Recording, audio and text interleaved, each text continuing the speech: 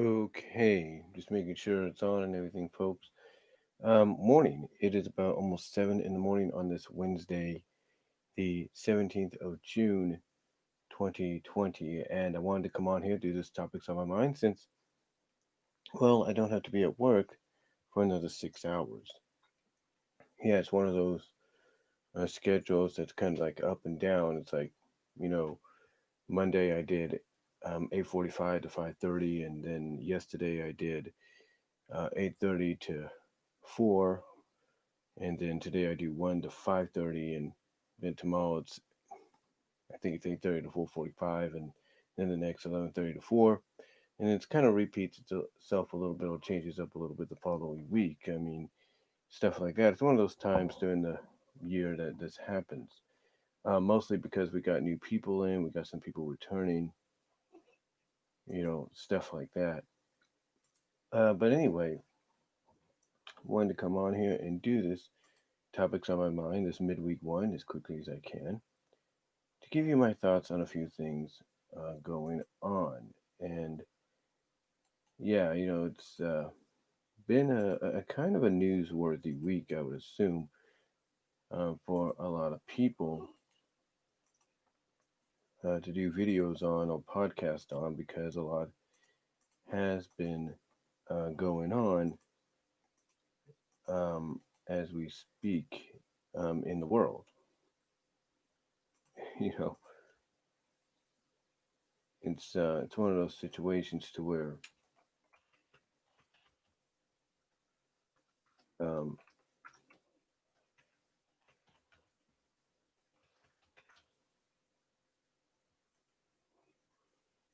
you just gotta hold your breath and just hope that what you hear next doesn't turn out to be um, worse than what you just heard or almost unpredictable as you just heard or something like that. Anyway, basically, hold on for a second. I look at something here. Doo-doo-doo.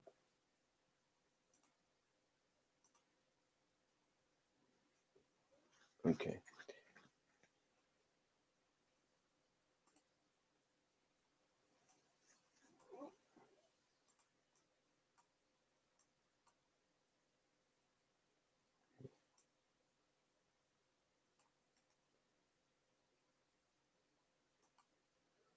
Okay, just checking something. But anyway, let's talk about those topics we're going to be discussing here. Because, like I said, we got several of them to discuss real quickly as best I can. The first topic, of course, is cinemas around the country slash world officially given, uh, not two, but given the green light. Let me say that a little bit. Given the green light to reopen with some modifications, but will people still go? That's the first topic. Cinemas around the country, if not the world, officially given the green light to reopen with some modifications, but will people still go? Secondly, WWE finally tests the overall talent to see if anyone else contracted the virus. We'll talk about that and why. Number three, will the upcoming summer season, which I believe begins this week or next week actually, will it, and this is the big question, will it help decrease? Will it help decrease greatly, or will it greatly? Okay, and basically, the third topic is: will the summer season and its hot temperatures that come along with it, will it help greatly decrease the virus as a whole? Number four: several comic book conventions going the free online way in July, if not the end of the month. Number five: arcade one-ups news cabinets to be released and how it will affect the previous ones. And number six: what company slash franchise could get the next cinematic universe treatment? So those are topics to discuss, you know, today. While I still have plenty of time before I head to work. I mean, I'll tell you honestly, the kind of time I have right now, speaking of theaters, I used to live right next door to a dollar theater, a gauge a gauge. I don't know, it was a gauge eight.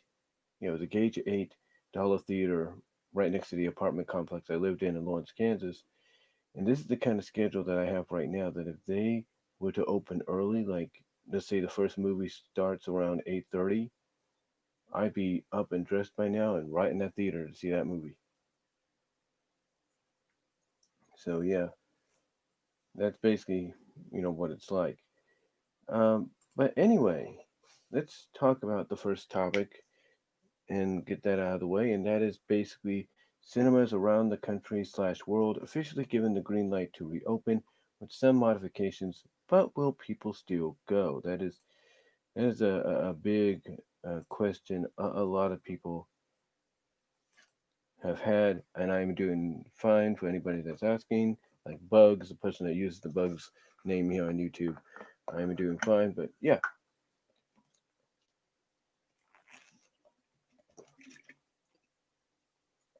drink some cafe mocha to wake me up a little bit. Because if I turn on the coffee machine, it wakes up almost everybody in the house. um, any, anyways, Will. Anyways, though, like I said, the first topic here is cinemas around the country, if not the world, officially given the green light to reopen with some modifications. But will people still go? And that is and that is a topic that's been discussed over the past week. I mean, I know here I know here in California that Newsom a couple of weeks ago gave the green light for that to happen.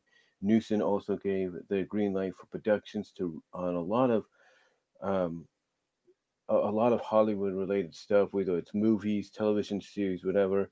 Newsom gave the green light to say, okay, go ahead, restart, you're good to go.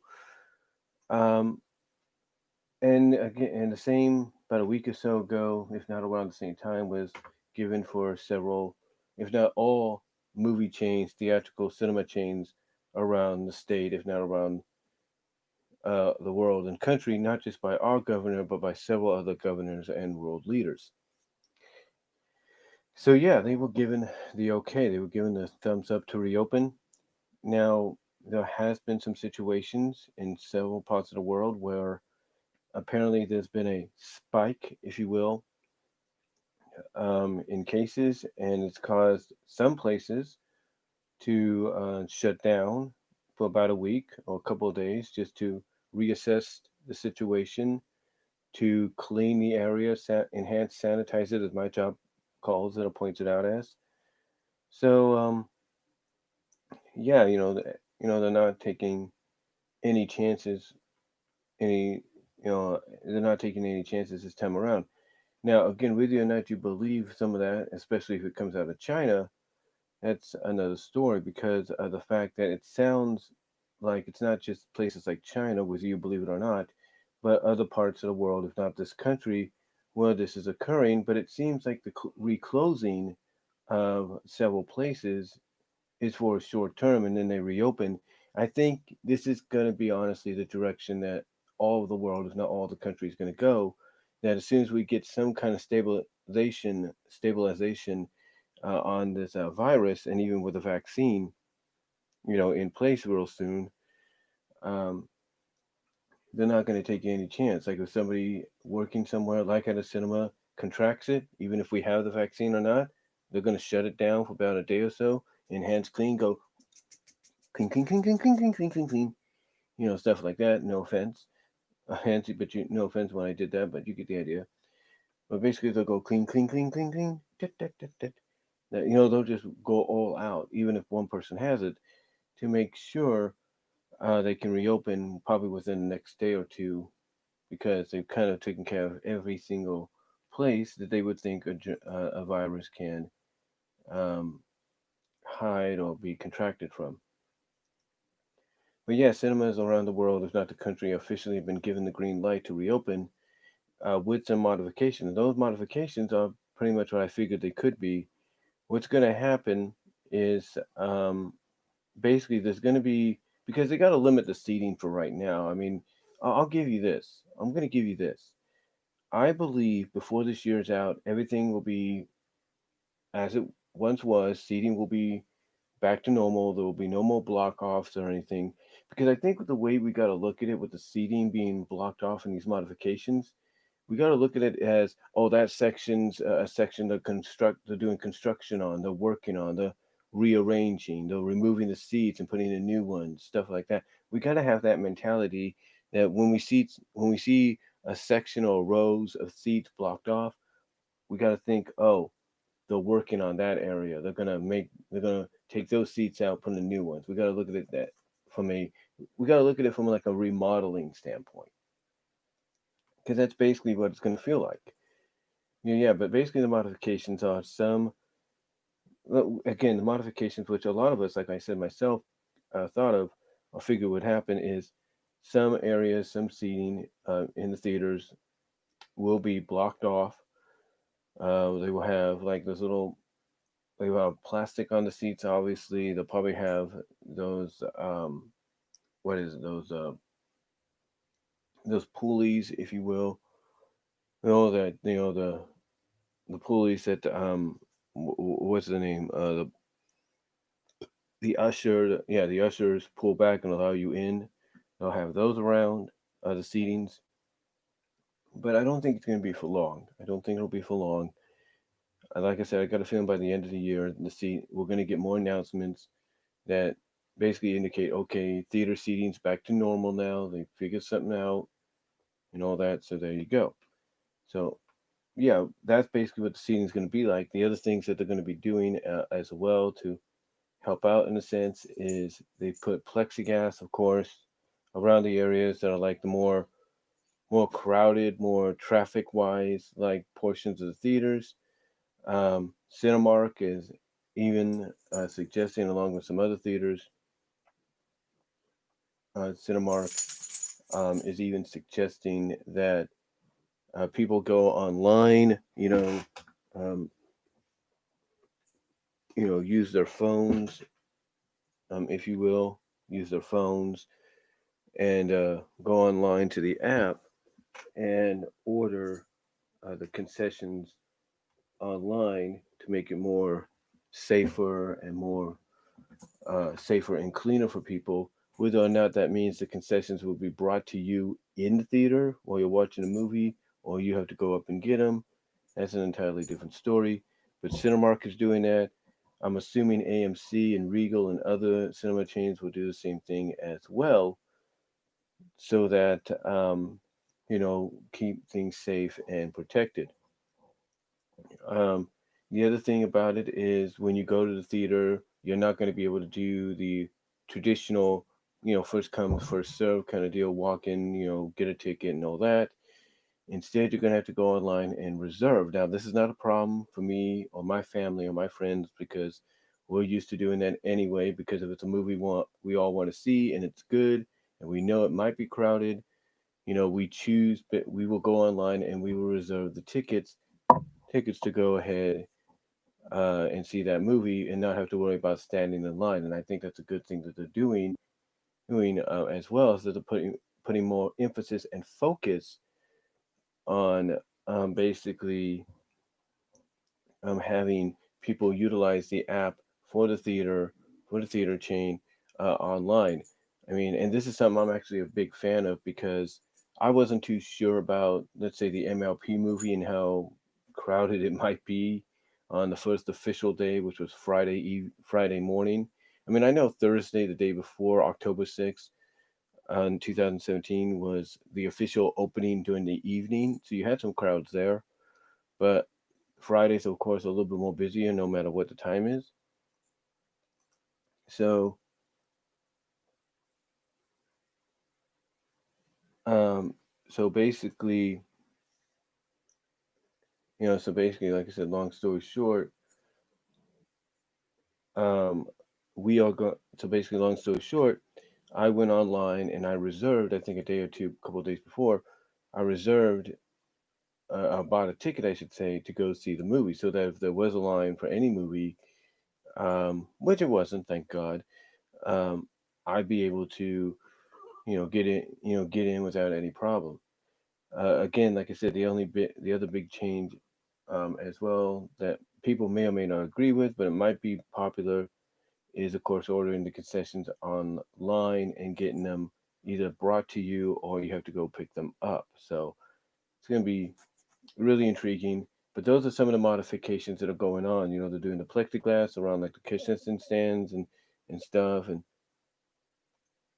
some of the crowded areas. You know, that are more, you know, that have more people, around it. Um, the advising people to wear, mostly the employees, and I'm sure moviegoers to wear, advising them to wear masks or gloves or have hand sanitizer on them, stuff like that. So it's yeah, so yeah, basically a lot of theaters are mostly going to be going in this direction. But like I said, um, to me, it's just a temporary deal for the time being because I have a feeling before the end of the year things will be back as they should be. So so that's basically where the cinemas stand right now. I mean, some cinemas already have opened up around the country, if not the world, with these modifications, if not similar modifications in place. So it's going to be really interesting when, by at least end of June and into July, early mid July, that we're going to get a majority of the theaters around the country opened up, if not the world opened up, and you're going to see these modifications in place, and then we'll see how popular these modifications are with the public. Because I got a feeling a lot of people will be okay with them, some may not, but we'll have to see. But it's just a temporary deal. Like I said, it's when you go into the cinema, you go into the theater, the cinema room to see the movie that you want to see, and you notice certain seats are blocked off, you got to think in your mind remodeling, like, oh, they're working on that. They're going to remodel that area, stuff like that. You got to kind of have that mentality, if you know what I mean. But the big question is, will people still go? And I've been watching John Campy's show a lot. In fact, I recently tipped through Streamlabs and PayPal. Um, I recently tipped him twice and asked him two different questions. And basically, these were similar questions to what others have asked because, John has ties to the movie business. He's worked within the business. So he has an idea. But, everybody was asking, will people still go? Will people still attend? And John pretty much is kind of like in the middle, but he's more leaning towards, yeah, people are going to attend, but he understands that people are still hesitant. I mean, I looked on Facebook just like a little while ago this morning, and I read comments people were putting um, from the Today Show's um, article on theaters reopening, and basically a lot of people are like, not really in favor of it. A lot of people are more like, why don't you just go to stream route for the rest of the year? Don't take any chances, and or do this or do that, or how about not opening and just wait it out, and things like that. And you know, it is understandable that people would feel that way, and these are the kind of people, and I say it with all due respect, that are very pretty much, as I look at it, very germophobic, or just the kind of people that once they hear news that feels like it could spell the end of the world, oh, kind of deal. No offense, that they don't want to take a chance. They don't want a chance that something may happen, and I understand that. But you can't expect theaters like AMC's, Regals, Cinemarks, or anybody else to basically, you know, remain shut for the rest of the year because you're afraid. You can't let fear conquer you. You got to conquer the fear. And to me, that's why when I read those comments, that's what I'm sensing is people are afraid. And again, I understand that, but you can't let that ruin your fun. You can't let that ruin your lives. I mean, I understand the whole, well, why don't you just distribute it to streaming online? Da, da, da.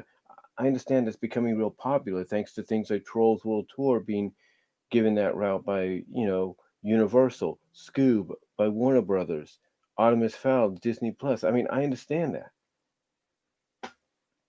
I understand that, but you can't, but you shouldn't expect theaters, or hope to have expected theaters to continue going that route, because they won't. The only reason certain movies were released by theaters that way was because either financially they were not going to probably do as well, or even if they were, it was a way of saying, look, we're going to let you see these because these are more family related than anything else. I mean, take a look at Wonder Woman 84. Take a look at Godzilla vs. Kong. Take a look at Tenet. Any of these movies could have gone that route too, but those are not really family related films. Maybe Wonder Woman, someone in that category, but not really. But the point is, you notice that a majority of the films that were released directly to streaming were family related. And I want you to remember one thing about Trolls. Trolls World Tour was released as a rental only. They haven't gone the ownership route just yet. So people need to remember that. People need to remember that. And again, they also have to remember it was only a temporary deal. I understand watching a new movie in the comfort of your own home is great. You can pause the movie, go get a beer, go get some popcorn, whatever. That's it. Come back, you're fine. But you can't expect theaters or movie studios to continue doing that for the rest of the year. They got to make a living too. So, in my opinion, like I said, people cannot let this fear of, oh, it's the end of the world. This virus has caused the end of the world. Run for your lives. Ah! No, you can't let that fear get to you. You can't. You got to conquer that fear. You got to conquer that fear. So, to me, I believe people will still go. Will they take precautions? Yes. There's no doubt. They will be very precautioned. Here's what I think is going to happen. They're going to wait until other people that they may know attend the theaters. And after a week or so of the theaters officially around the country and the world being officially open, if they don't hear any new cases popping up because of it, because of the reopening, and if they don't hear of any new cases of the virus popping up because of it, then they'll take a chance and go go to the theaters to see a movie. They'll reserve the tickets, maybe order their concessions online and go.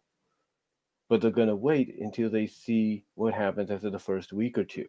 That's what I think happening. I think it's going to happen. That people who are very precautious and still want to and still feel that it's too soon will wait until like a week or two after people have attended to see if there's any kind of result, like if there's a negative result or a positive result.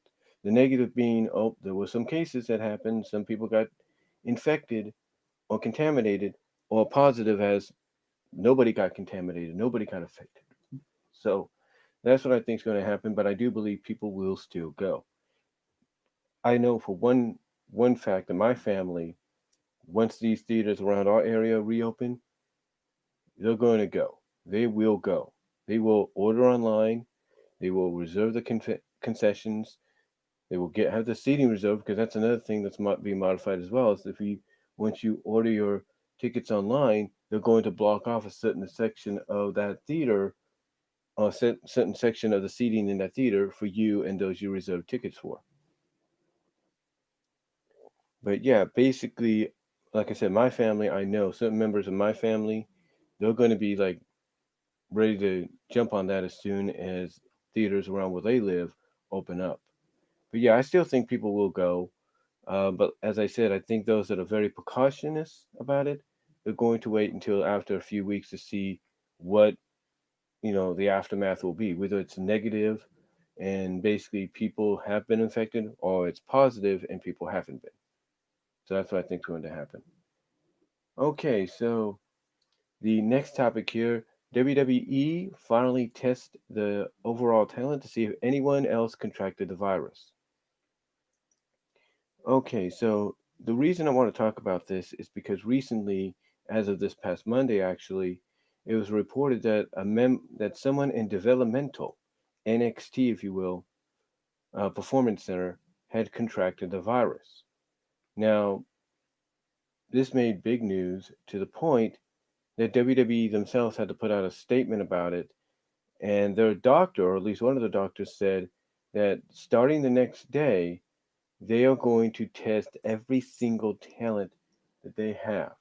Everybody that's been in and out of the performance center, they are going to be testing. And that after the test results are done, they will resume schedule normal programming schedules. Now, what's interesting about this as well is that WWE also made it known, a word got out, I think, by Mike Johnson and Sean Ross Sapp and others, that WWE, mostly Vince McMahon, uh, Vince McMahon, basically, or mostly WWE, mostly WWE. Well, according to a report, now there's a lot of stuff going on, but there was a report going around, and obviously WWE is denying this. According to the Orlando Sentinel, Wrestling Inc., you got Cultaholic Wrestling, stuff like that. Basically, according to several reports and several reports to go along with this, is WWE did not allow fans or wrestlers that were competing to wear masks at the tapings.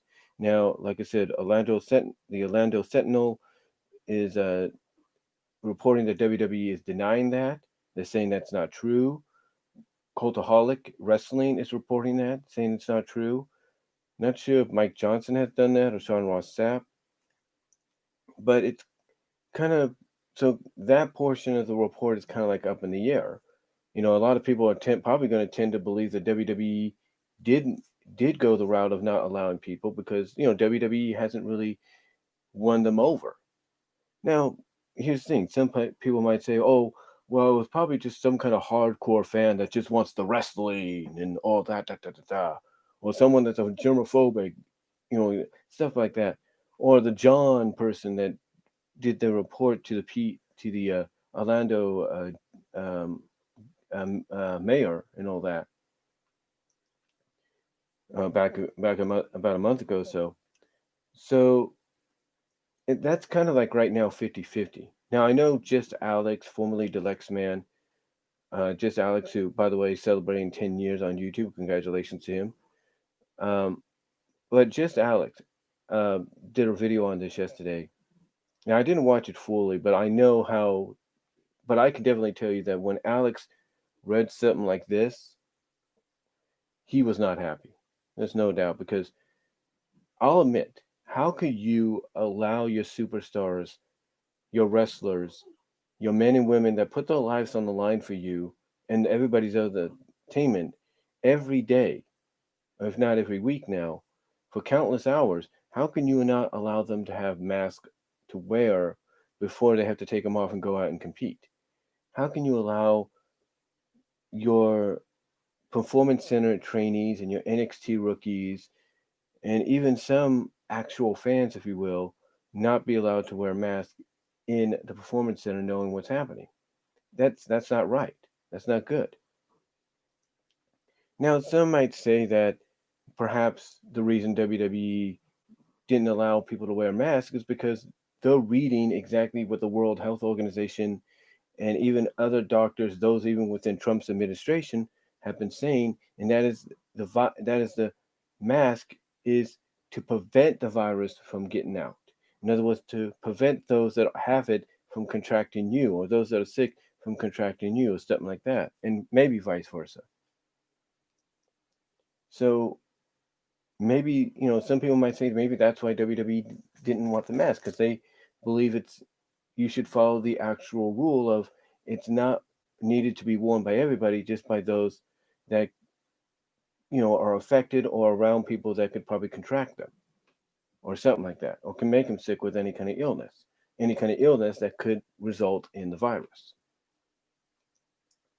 So again, it's that's kind of up in the air now because WWE is denying the fact that they banned that and saying, "Oh, we didn't do that. We do encourage it."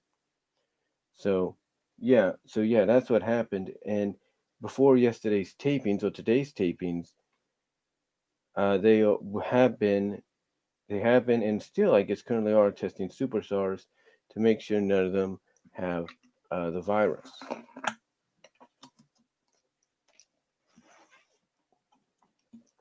So that's kind of intriguing and that's kind of interesting. I mean, it's kind of intriguing and interesting to hear. And a lot of people, like I said, just Alex even said that, this is something that WWE did not want to happen because it shows to them the stubbornness of a Vince McMahon. Like Vince just doesn't get it. This is a pandemic to where you have to wait until a majority of everybody else has probably gotten it clear to reopen or restart with some modifications in place that maybe that perhaps you should have followed suit and closed down. Maybe as an alternative, give USA Network and Fox 2 hours or 3 hours of previous events, for free. And like I said, just Alex and others felt like this was the one thing that WWE did not want to happen because Vince McMahon is too stubborn to realize, oh, maybe I should have shut down when, everybody else did and just done something else. Who knows? I mean, here's the thing. I know it was beyond the control, but I remember, and it's on the WWE Network. I remember a couple of years ago, before WrestleMania, there was an edition of Monday Night Raw that had to be altered, had to be changed due to the fact that you had a big snowstorm going around the Middle East. Not Middle East, but around the Northeast, I should say. They had a big snowstorm going around the Northeast, and they had to cancel that night's Raw event, because of the situation. Now, true, that was beyond their control, but if they're willing to cancel and change things up, still put on Raw, but doing it in a way that's like, look, this is why we can't do it right now, so we're going to do this for you instead. It's like if they can do that when the weather is beyond their control, why can't they do it for this? That's what people were wondering. And again, this to them shows the stubbornness of Vince. Like Vince is really out of touch if he doesn't realize, oh, I needed to do this in the first place so that this, which is happening right now, wouldn't occur. So, that is basically the thing. So that's basically the situation right now. Now, the one question that a lot of people ask is, how did the developmental talent, whoever he or she is, how did they contract the virus? How did they get it? Or is it not the virus and it's just similar symptoms to it, but they don't want to take a chance? You see, that's what we got to find out. And hopefully before this week's out, we'll get the truth. And if it's not, and if it's confirmed that it wasn't a virus, and it was just some kind of illness, like let's say a flu or a cold that was very symptomatically similar, then fine. That's cool. But again, better safe than sorry, as some people put it. But it's like everyone has said. This is the one thing WWE did not want to happen. They did not want this kind of thing to occur because now it's going to make them, and mostly Vince McMahon, look terrible, look worse than they want to be. And it's going to make a lot of people in and outside of the business, even in sports and media in general, question Vince McMahon's sanity. Like, is this guy mentally stable enough to continue running this company, or does somebody else have to step in and take over? That's what's going to get people talking, um, in a big way. That's what's going to get them talking. Okay, so but yeah. Anyway, that's what's going on, and I don't know if they finished the testing or they're still doing some. But apparently, the normal programming schedule is supposed to resume probably by today, if not already. Okay, so the next topic we got is, will the upcoming summer season and its hot temperatures that come along with it, will it help greatly decrease the virus as a whole. Now, in case you live here in California or in other parts of the country where the weather has gotten a little bit more warmer for late spring than usual, getting into the hundreds or a little over the hundreds, you get heat warnings, stuff like that.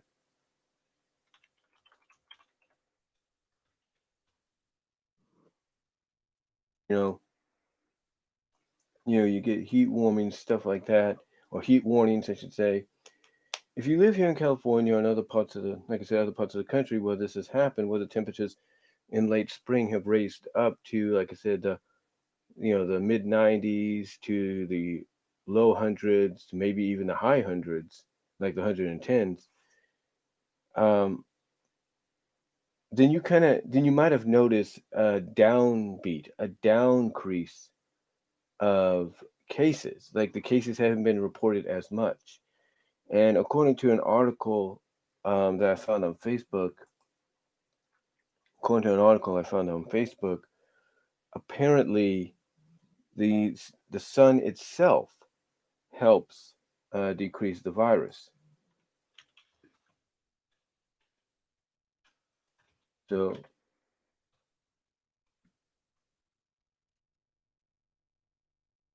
yeah, so yeah, basically,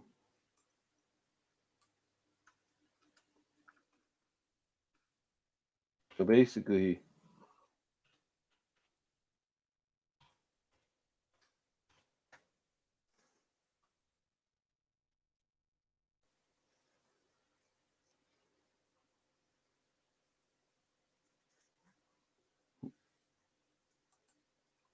so basically, the question is, um, will the sunlight during the summer help that out starting this Saturday? Because, like I said, and I'm sorry if I was distracted there. I was typing something up here.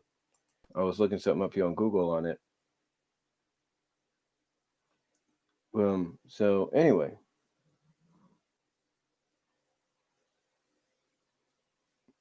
okay, so you have this one article from health.com, and it has Bill Bryan, the acting Homeland Security Under Secretary for Science and Technology, saying something. And he says, I'm trying to find it here. He says the virus dies quickly when three environmental factors combine: high temperature, high humidity, and direct sunlight. So, yeah, basically the question is, and others have talked about it. I'm not sure about Dr. Fauci. A lot of people don't know whether to believe this guy or not.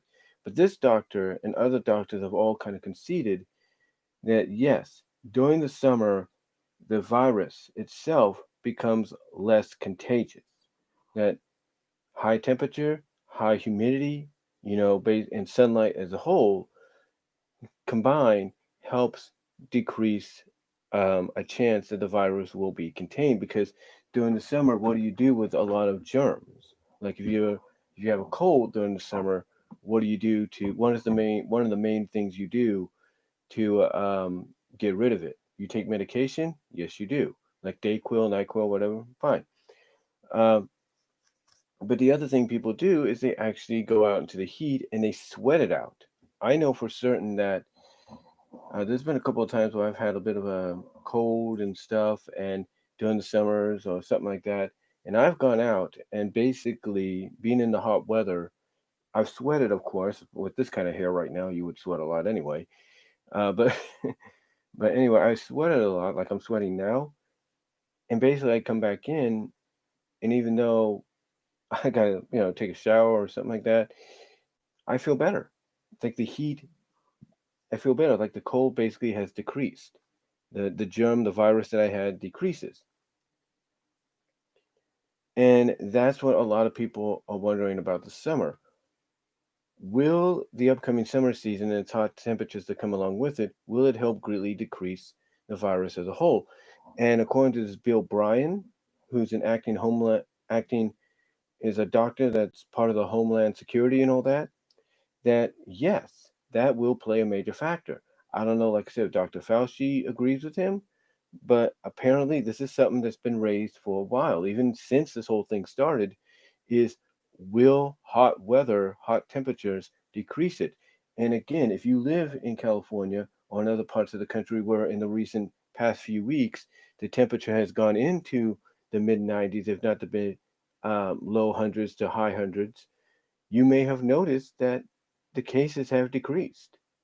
Like maybe there have been some cases that have been acknowledged, you know, here and there, but they haven't been as much. And why? Because people are going out, people are out and about, and basically they're allowing the warm weather that they're around to help decrease the virus or help decrease their chances of catching it because it it doesn't like hot temperatures. I mean, people have even said, hey, sometimes your stomach acids help out too, which I kind of find strange, but it's true. Now, I know many people, like my friend here online, kind of very doubtful about that. But again, if you ask the question, does sunlight or does the summer kill um, the virus? You put in the name of the virus. I don't want to take a chance of saying it. But if you ask it if it kills this kind of virus, if you Google it, it will give you information. Now, some of the information, like from the World Health Organization, they will come out and they will say, no, it doesn't directly kill it, but they may say, even though it doesn't kill it, it does decrease it. They might say that, like, yeah, it'll decrease the chances, but it won't kill the damn thing. And that's what Bill Bryan is saying as well, that it won't kill it, it will decrease it. And when one thinks about it, the more something like this virus, this pandemic virus, is decreased, the greater the chances are for doctors or scientists to come up with a virus or some kind of immunity to give to people to um, to help them battle and destroy this virus. So it's one of those So basically, this upcoming summer season is going to be a big, big question. I mean, I already looked at the temperatures here on my thing. Now, I don't know if anybody believes the temperature, the accurateweather.com temperature that comes with the phone, but according to this, I mean, right now it's already 70 degrees. It's already 70 degrees. It's 7:42 in the morning, and it's supposed to be a high of 93 today. So here's what the temperature is saying. I don't know if you guys can really see that, but as we go through the weeks, and especially on the day that summer starts, which is Saturday, I want you to take a look. I don't know if you guys can really see that at all. I don't know if you guys can really see that, but it says 93 for today, 99 for tomorrow, 100 Friday, 100 Saturday, 104 Sunday, 100 Monday, and 99 Tuesday. Now that may change to uh, increasing in temperature. That may decrease. You know, whatever the situation. But that's basically the temperatures predicted for the rest of the week. Like I said, today's supposed to be 93 degrees. Tomorrow's supposed to be, I think, 99. Then 100 on then like tomorrow's supposed to be 99 degrees. Then I think it's supposed to be 99. I think. Hold on. Yeah, it's supposed to be 99 tomorrow. It's supposed to be 99 degrees tomorrow. It's supposed to be 100 degrees on Friday, 100 degrees on Saturday, 104 degrees on Sunday. And then as we get to Monday, it's supposed to be 102 degrees. And then by Tuesday next week, it's supposed to be 99. And this is the kind of weather and temperatures people are hoping for. I'm sure doctors and scientists are hoping for, because even though it may not kill the virus straight up, the um, it will decrease the chances of people catching it greatly, and probably help decrease, you know, cases popping up in a big way that will allow them, give them time to come up with a vaccine and stuff to distribute to everyone around the country, so that when the next time a second wave or third wave comes around, it won't be as bad and nothing will have to be shut down and things will have a chance to get, back to normal. Like I said, my friend here, Bugs, on here in the live chat, has even said that he's not sure about it, but he'll wait and see. And I think, Bugs, you might be very surprised about what may occur, especially when it comes to where you live in Florida. I think it's Florida where you live. Now, now again, I'm not saying it's going to kill it right out, but it's going to make things more better for people. And I guarantee you that during the summer months, you're going to have a lot of governors coming up and saying, okay, we're going to increase capacity just a slight bit, but not much, but a slight bit, so that more people can be out and about, more people can have fun, more people can go to movies, more people can do this and that they normally couldn't do because of what's going on. So expect governors around the country, maybe even the president, to come out and say, look, this, we're going to increase slightly capacities for people to go out and about, um, and, have fun and all that. So it's going to be really interesting Sunday, if not already, today, tomorrow, this week here in California, where I live here in Newman. It's going to, in the Central Valley, it's going to be really telling exactly what occurs in the next week or so for this state, as well as for the rest of the country. And that was just my dog. She's just waking up and all that. So, so we'll just have to wait and see. It's a waiting game, but I believe it's going to help decrease, and basically it's going to greatly help decrease and going to give more of an open door for doctors and scientists to come up with a vaccine to combat this virus if it returns later this year. All right, on to the next topic. And the next topic I want to talk about is several comic book related conventions going the free online way in July, if not late June this month. And what I mean by that is San Diego ComicCon has made the announcement that they will be going with a free online convention in place of the physical one not being able to take place.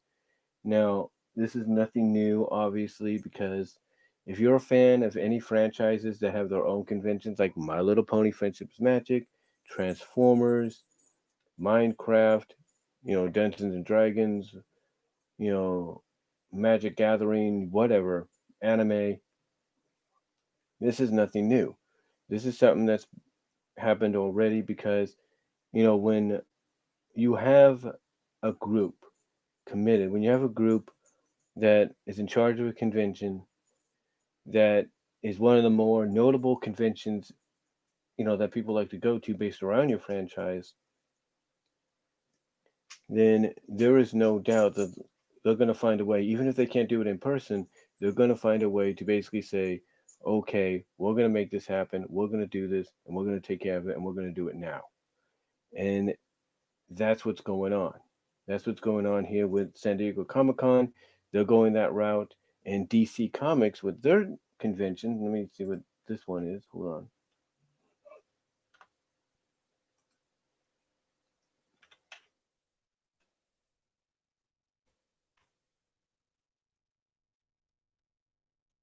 Yeah, DC Comics.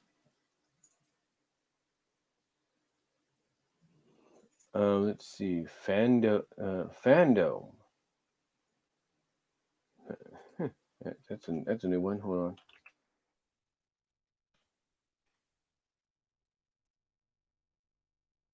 Called the FanDoh.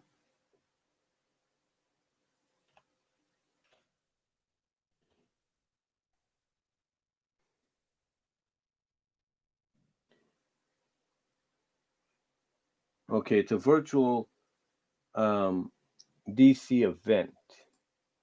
Hold on, but a second, let me see what this is. According to Entertainment Weekly, Wonder Woman 84, Lucifer, Snyder Cut, more set for huge virtual DC event. Okay. It says The Flash, Wonder Woman, and every other DC Comics show and movie may not be participating in this year's San Diego Comic-Con, which went virtual in the wake of the pandemic. That's because Warner Brothers is actually planning its own virtual fan experience centered around the comic book publisher's many properties for August.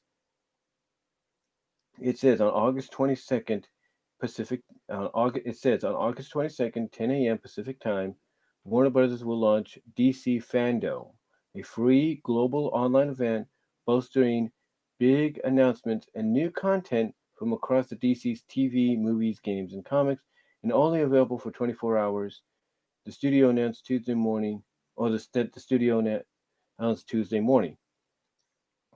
It says, as of right now, the massive endeavor will include the cast and creators of the following DC titles: Aquaman, The Batman, Batwoman, Black Adam, Black Lightning, DC Superhero Girls, DC Legends of Tomorrow, DC Stargirl, Doom Patrol, The Flash, Harley Quinn, Snyder Cut of Justice League, Lucifer, Pennyworth, Shazam, Suicide Squad, Supergirl, Superman and Lois, Teen Titans Go, Titans, Watchmen, Young Justice, Outsiders, and of course Wonder Woman 84. Says you can also expect some news about WB games and comics too. It says, how will all this be organized, you ask? It says, well, according to the press release, there will be 6 different fully programmed areas inside the virtual DC fandom. The main one is the Hall of Heroes, which is where you'll be able to watch all the panels, reveals with special programming. Beyond that, though, you can visit DC Watchverse, which has more panels, screenings, and never before seen content. DC Uverse, which spotlights fan-generated content. DC Insideverse, which focuses on the creative minds behind everything you love, and will begin with introductory video from DC publisher CCO Jim Lee. President of DC-based film production Walter Hamada, and Arrowverse architect Greg Bennett, DC Kidsverse for younger fans, and DC Funverse, where you can find merchandise, comic book reader, shareables, and more. It says it will be available in 10 different languages: Brazil, Portuguese, Chinese, English, French, German, Italian, Japanese, Korean, and Spanish, and which feature content for Pacific countries too. So, yeah, that's what's going on as well. And then, like I said, San Diego Comic-Con announces the same thing. It says Comic-Con announces at-home event for summer 2020. It says Comic-Con 2020 is coming to a living room near you. San Diego Confab announced Friday that it will be presenting an at-home version of its annual event this summer, and also took the opportunity to poke fun at itself in the process. Basically saying, coming soon, free parking, comfy chairs, personalized snacks, no lines, pets welcome, badges for all, and a front row seat to Comic-Con at home. It says Comic-Con, which draws 130,000 pop culture fans to the convention center, San Diego Convention Center, each July, naturally features no free parking, no pets, tons of lines, and convention center food. It says that basically the news comes a little less than a month after it was announced that for the first time in the event's history, Comic-Con would be canceled this year due to the pandemic. The convention was originally slated to begin July 23rd, which would have been 2 days before my birthday. It says the event will instead return to the San Diego Convention Center from July 22nd to the 25th next year, which, well, my birthday, I'm going to try to go to.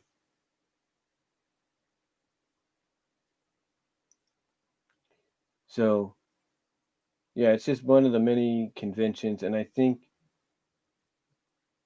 it is indeed free as well. So yeah, a lot of conventions.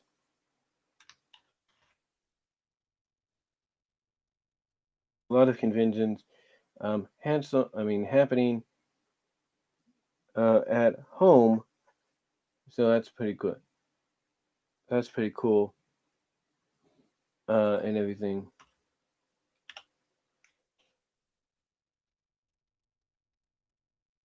So that's pretty cool and everything. So,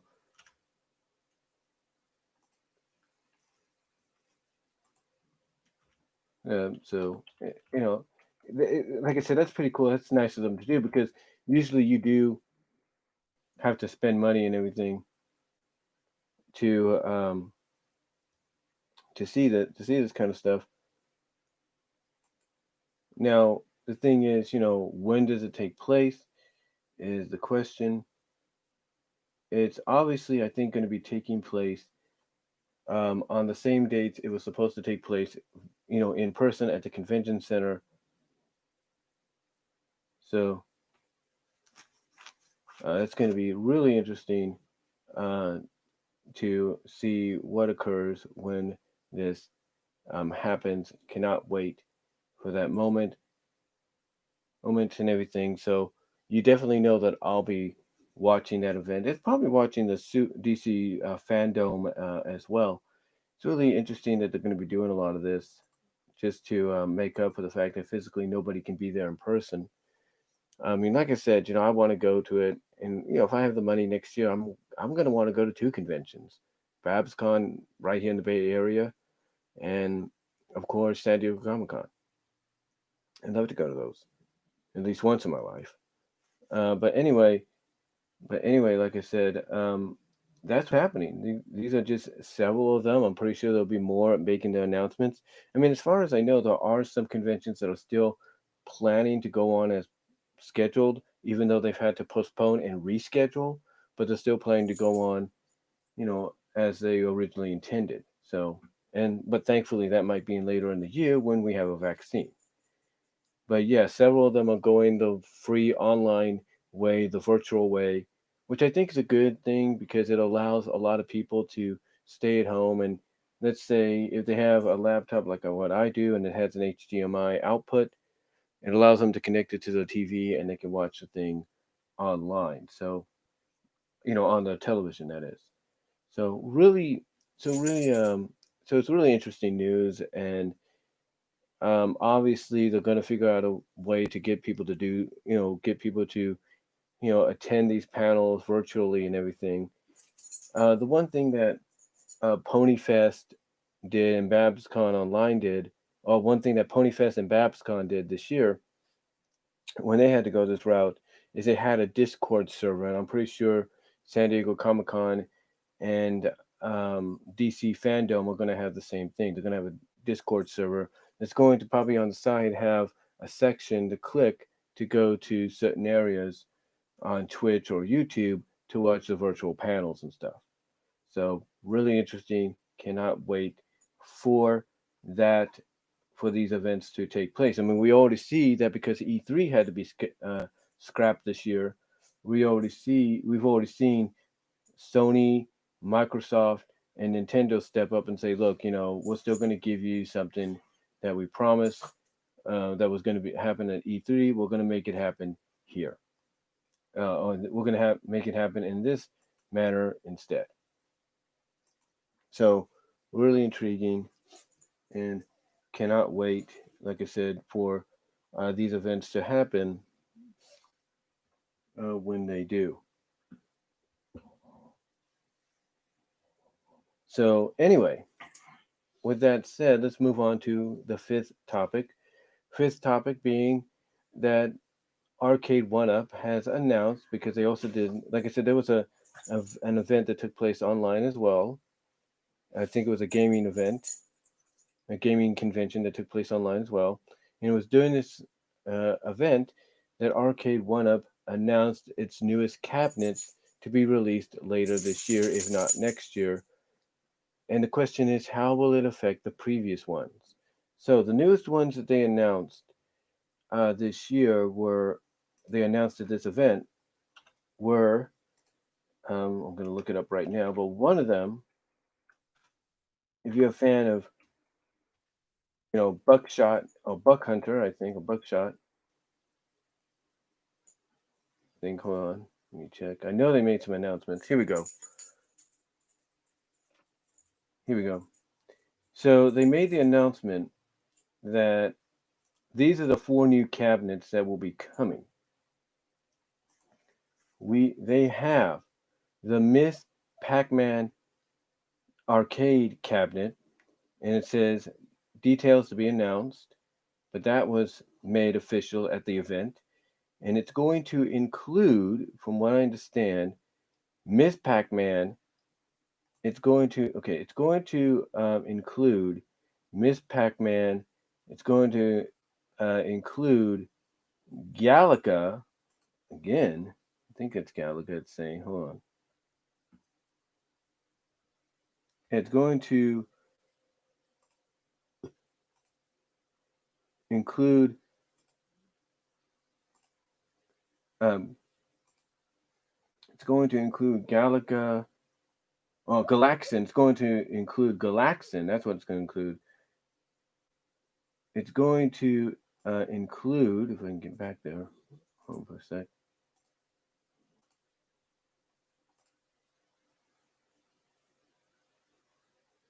It's going to include Pac-Mania, it looks like, and then Pac-Man Plus. So that's the Miss Pac-Man one. It's going to have Miss Pac-Man, Galaxin, Pac-Mania, and Pac-Man Plus. So that's really interesting. Oh, really cool. So I'm happy they're doing that. Then the other one that's being made is Marvel Pinball. It's a virtual pinball machine, but it's the big one. But the big thing that was revealed about it this year is it's going to have one of the buttons on it. So that's pretty cool. Like when you want to shoot a ball out, it's going to have that. So it's going to be really interesting. So we got that coming. It's the Marvel Pinball. And then, speaking of Marvel, they also announced the Marvel versus Street Fighter arcade cabinet. And this is going to include X-Men Children of the Atom, X-Men versus Street Fighter, Marvel versus Capcom, and X-Men Apocalypse Wars. I think that's what it is. I'm not really sure.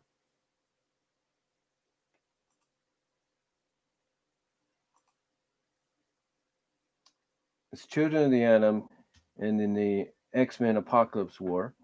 So that's another one that's coming. I'm going to go make sure I get that right. And then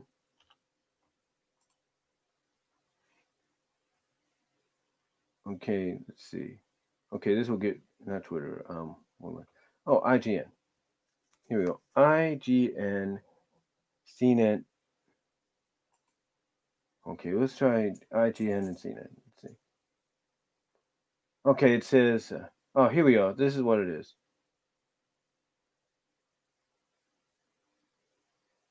It says. Well,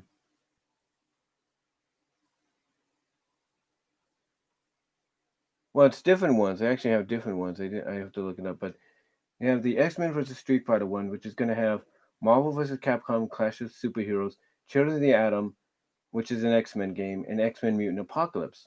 Some of them, I think, Children of the Atom, I think, is a Super Nintendo game, and they said that's the first one. Then they have another cabinet that's coming called Marvel vs. Capcom Clash of Superheroes, which of course is going to have, again, Marvel vs. Capcom Clash of Superheroes, X-Men vs. Street Fighter, Marvel Superhero War of the Gems, and Marvel Superheroes vs. Street Fighter. So those are the two new cabinets that are coming. They also talk about the other ones that I just mentioned, like the Miss Pac-Man cabinet, which is going to include Galaxian, Pac-Mania, and Pac-Man Plus. And then you have the Big Buck Hunter cabinet, which I'm going to look at right now. I wish I could put it on the screen here for you. I haven't figured that one out yet.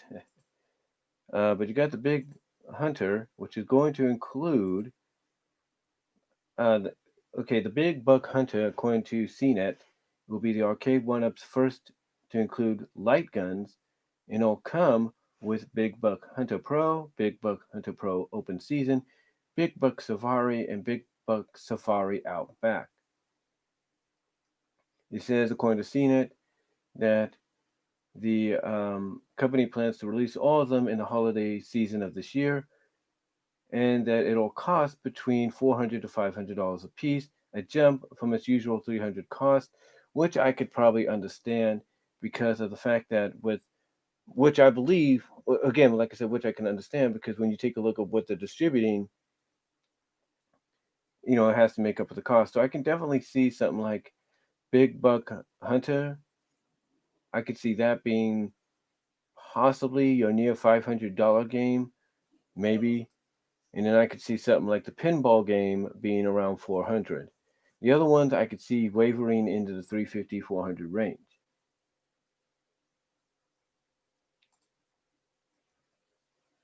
So, so yeah, that's basically what it is.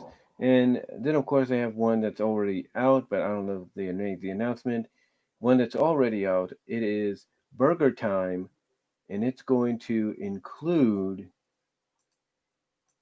Burger Time cabinet, Burger Time Karate Champ, Caveman Ninja, and Bad Dudes. So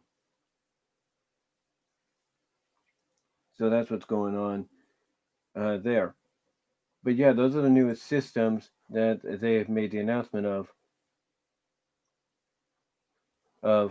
Basically that's basically the newest systems. What I'm trying to say is what they've made the announcement of as well.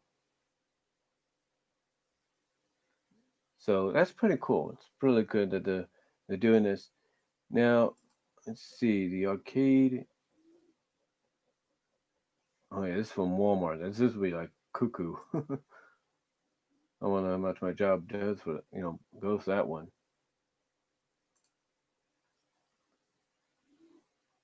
So yeah, it's a whole list. They got NBA Jam, of course, the arcade cabinet, Frogger, Star Wars, all that. So that's pretty cool. It's pretty cool. And Star Wars is the $500 one, obviously, because is a $500 one because of what it is. But yeah, basically those are the newest systems they got coming out, and a lot of people are actually happy about it because of the fact that, well, probably the biggest one is Miss Pac-Man. Because a lot of people have been saying that it was kind of they weren't sure if that was ever going to happen, and now it is. So Miss Pac-Man is going to get her cabinet along with Galaxian, Pac-Mania, and Pac-Man Plus. So really interesting to see all these cabinets happening. And if I had the money, which maybe God willing I will, I'd probably place one in my room. Probably have to figure out like where I would put it. Maybe right there. Who knows? But anyway, yeah, those are the newest systems, newest cabinets coming. And how will it affect the other ones? I think down the line they're gonna because they gotta make room for the newest product.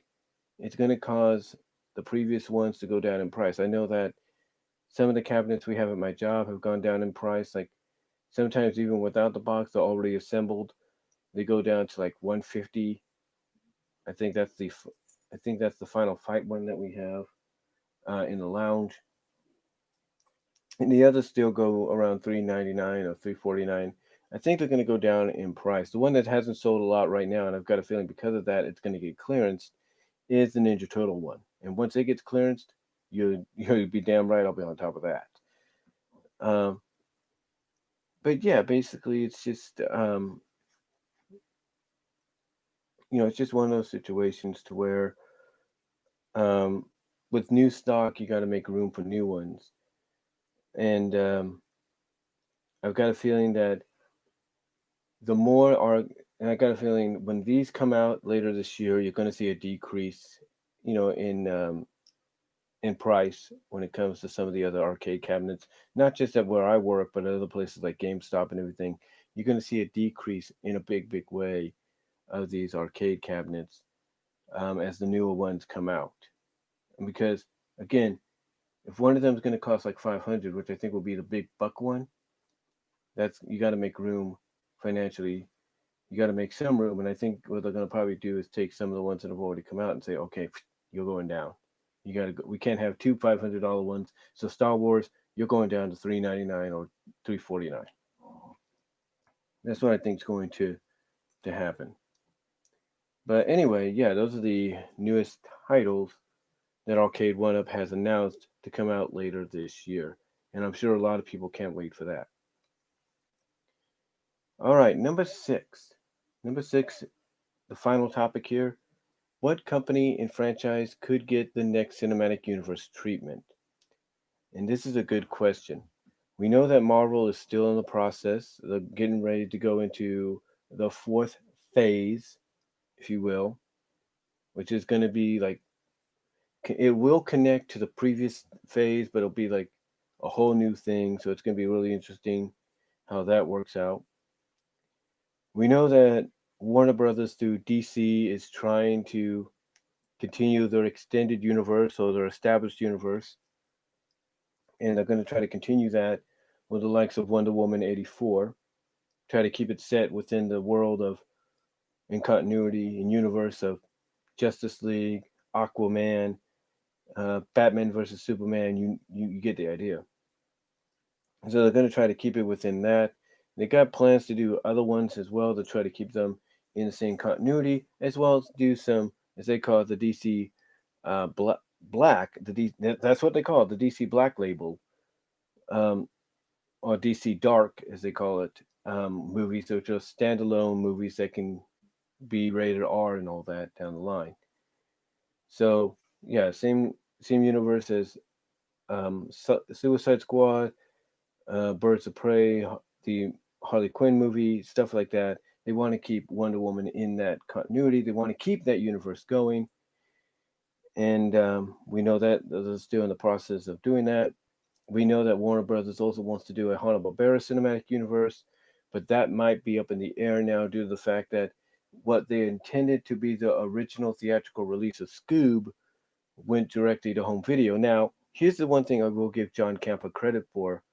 He has made the announcement that from what he's been hearing and probably seen, there are a lot of movies that before this pandemic hit, which caused a lot of the theaters to shut down, a lot of the movies that were in theaters at the time that were just getting started or at the tail end of the run are going back in so they can get a proper conclusion, a proper run, even if it's for a few weeks, which would include Invisible Man, Sonic the Hedgehog, Bloodshot, I think, and probably even Scoob. So they'll all get in a theatrical run in some capacity with the theaters reopening.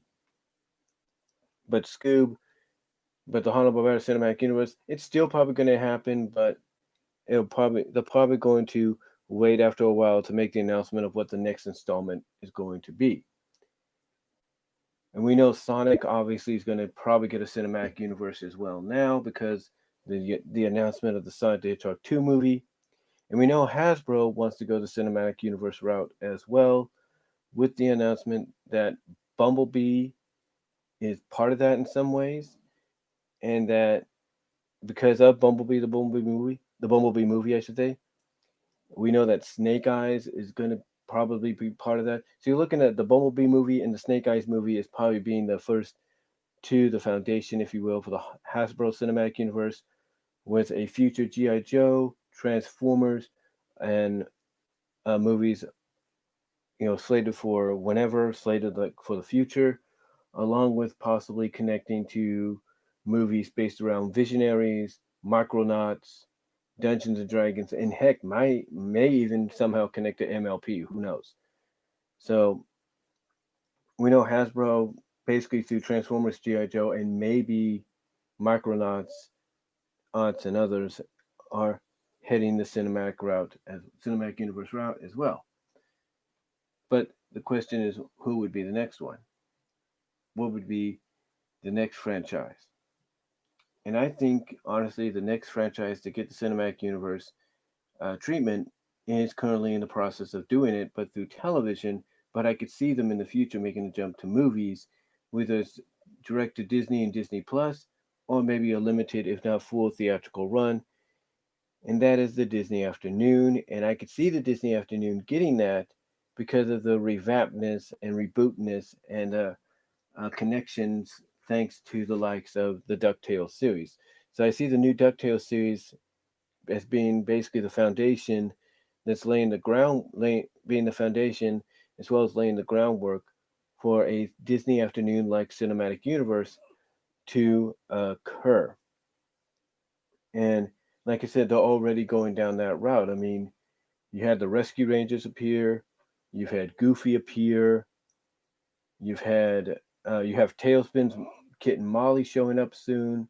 You've had Don Carnage appear. You've had Darkwing Duck, and who knows who else. You've had the Gummy Bears reference, and they may appear. Who knows?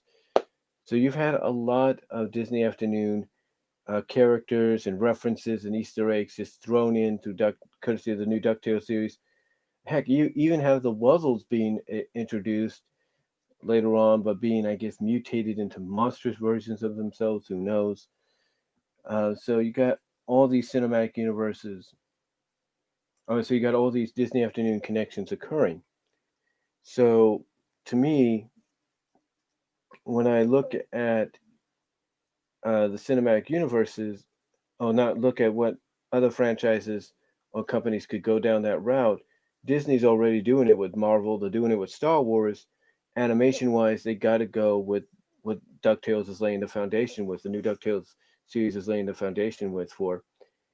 And I think honestly, it's going to start out with crossovers through the show, and then later on down the line, before you know it, we're going to start getting some theatrical, if not direct to Disney, Disney Plus feature films. That's what we're going to get.